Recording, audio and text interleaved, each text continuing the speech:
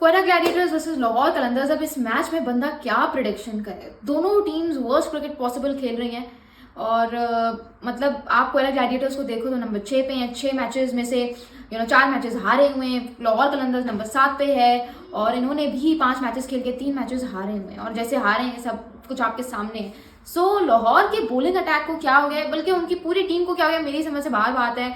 मोहम्मद नईम जो पिछले सीजन में बड़े star to watch out for लग रहे थे, इस सीजन में he is following to every other delivery. और यही होता है जब आपकी क्रिकेट बहुत लिमिटेड इनोवेशन इख्तियार करती है, जब आप वैरायटी नहीं लेकर आते, जब तक आप डाइवर्सिफिकेशन नहीं लेके आते, तो यू विल बी एक्सपोज। जैसे अभी मोहम्मद रिजवान एक्सपोज हो रही हैं due to lack of a lot of technicalities. So I hope कि मोहम्मद नईम काम करें और कल कुछ बड़ा कर पाएं, बिकॉज आपके सामने अभी तक जैसे जैसे आप कभी उनके डिसमिसल्स को एनालाइज करके देखिएगा।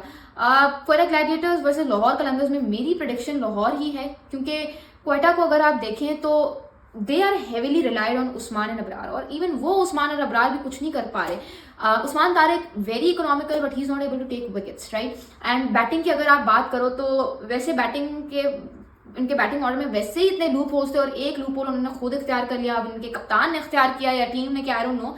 But Saud Shakeel demoting good youngster जो कि अच्छा परफॉर्म कर रहा था, जिसने ओपनिंग में ही पहले 2 मैचेस में हाफ सेंचुरी लगाई, अपनी टीम को एक रिस्पेक्टेबल टोटल तक लेके जाने में हेल्प आउट किया, आपने उसी को डिमोट कर दिया टू ब्रिंग समवन जिसका according to me has no future in T20 cricket, Ehsan Ali. ये चीज़ मेरे समझ से बाहर बात है and I think this needs to be called out as much as possible, because Mohammad Rizwan ने भी पिंडीज के लिए यही किया।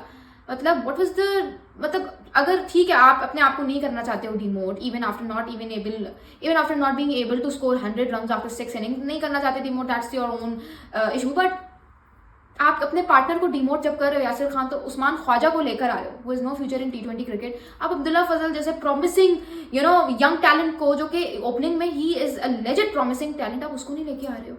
आखिरकार ये जो लीग है ये हमारे यंगस्टर्स के लिए ही तो है, बट अनफॉर्चुनेटली आई गेस इस चीज़ को, इस प्रैक्टिस को कम होने की ज़रूरत है। कोयटा ग्लैडिएटर्स की टीम इतनी बुरी नहीं है, if they get a good explosive start तो हसन नवाज उस चीज़ को बड़े शानदार तरीके से आगे जाके कन्वर्ट भी कर सकते हैं। But for me tomorrow the stars to watch out will be Sikandar Raza from Lahore Qalandars and Usama Mir as well if he plays. And जो उनका कोयटा ग्लैडिएटर्स है तो उसमें से मेरे लिए होंगे Hasan Nawaz, because the guy can turn the table in a span of seconds for his team if he is in a good playing mood.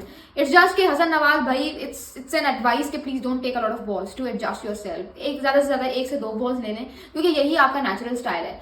जब हसन नवाज, आपने नोट किया होगा, ज़्यादा 6 से 8 बॉल्स लेते हैं to adjust himself, to read the conditions, वहाँ पे वो नहीं कन्वर्ट कर पाते अपने स्टाइल ऑफ प्ले को इन एग्रेसिव क्रिकेट। तो वहाँ पे जो है वो हसन नवाज कुछ नहीं कर पाते हैं एंड ही फेल्स।